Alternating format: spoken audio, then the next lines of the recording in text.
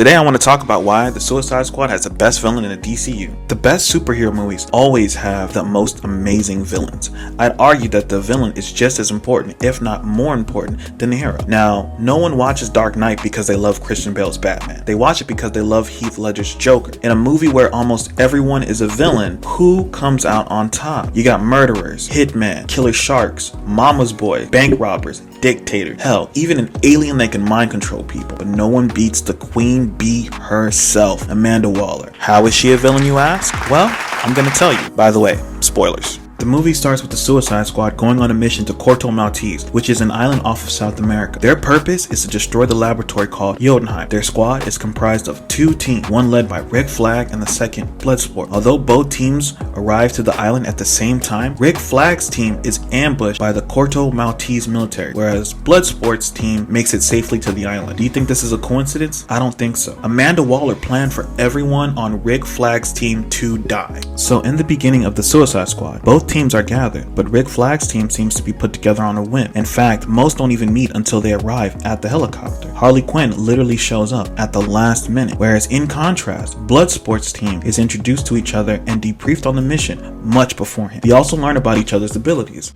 Robert Dubois, a world-class marksman. In his hands, anything is a deadly weapon. Is Christopher Smith, known as Peacemaker. In his hands, anything is a deadly weapon. His father was a soldier who trained his son how to kill from the moment he was born. Some people claim that Nanawe is a descendant of an ancient shark god.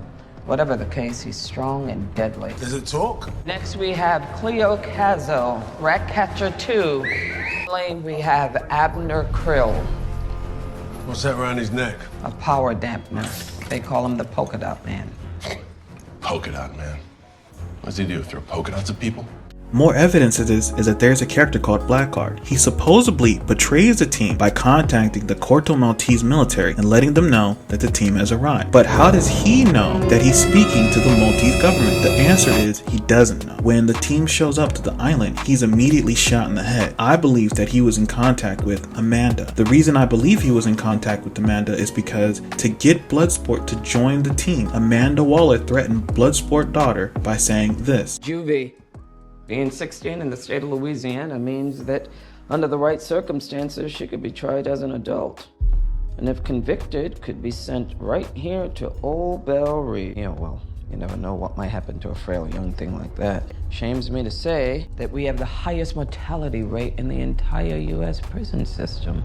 This means she could not only get his daughter in prison, but also have her killed from inside the prison. I believe that she has more intel on the prison than she leads the squad to believe. So she could have easily led the Blackguard to believe that he was communicating with the Maltese government. Another reason is that Bloodsport's team would have been better equipped to deal with the ambush. Let's compare both teams. Rick Flag has Blackguard, who gets shot, Javelin, who also gets shot, Boomerang, who gets shot by wood, Mongal, who gets blown up, TDK, who also gets shot, Savant, who gets blown up by Amanda Waller. Out of the 9 members on Rick Flag's team, only 4 have firearms. This includes Rick Flag, Blackguard, Harley Quinn, and Savant. In this kind of fight, half of Rick Flag's team is useless. Now, let's take a look at Bloodsport's team. You have King Shark, who is bulletproof, Ratcatcher 2, who can control rats on a massive scale. This is actually more useful than it sounds. Polka Dot Man, who shoots out polka dots that melt whatever they come into contact with. Peacemaker, who has ranged weapons that include explosive ammo. Bloodsport, who has nanotech that can take the form of almost any weapon. I believe that this team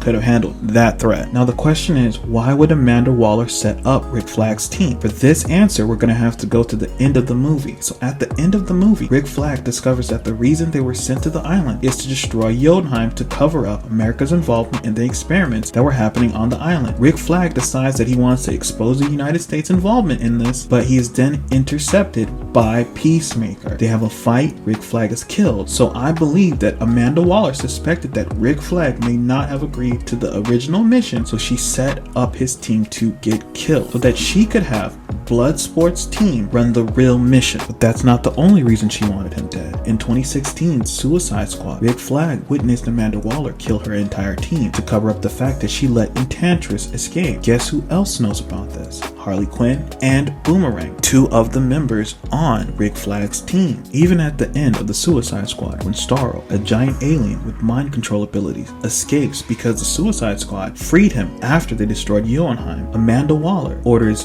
this. Now, well, we've got a mite issue over here, Waller. It's Project Starfish, Miss Waller. It's headed towards the city, and I think it wants to feed on as many people as it can. Not our problem. If you've destroyed Jotunheim and the records within, you've achieved the objective. Corto Maltese is no longer a U.S. ally. If anything, the White House will consider fomenting disruption in a hostile nation a positive development. Amanda Waller's nonchalant attitude towards the Corto Maltese people after they're being attacked by Starro shows that she wouldn't hesitate to destroy an entire country to protect hers. That doesn't necessarily make her a villain, but it shows that she's much more ruthless and much more cunning than most people would ever see. But in my point of view, she is a villain because she not only orchestrated the attack that led to his freedom, but she even saw this as a benefit, and that's why I would give this movie a 10 out of 10. This is actually my favorite movie of the year.